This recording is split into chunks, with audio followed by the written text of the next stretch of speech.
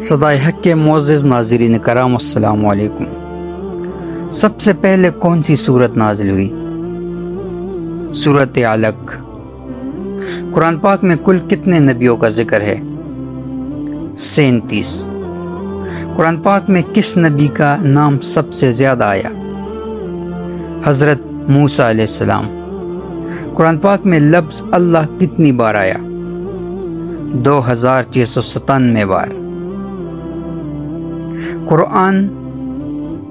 قرآن پاک کا موضوع کیا ہے؟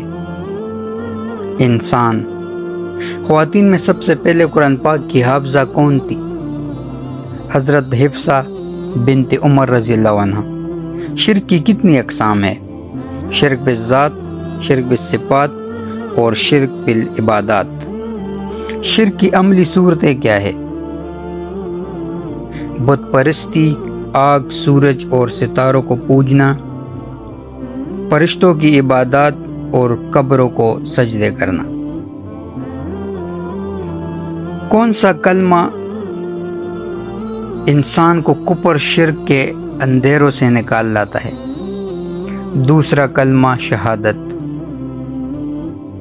قرآن پاک کس مہینے میں نازل ہونا شروع ہوا؟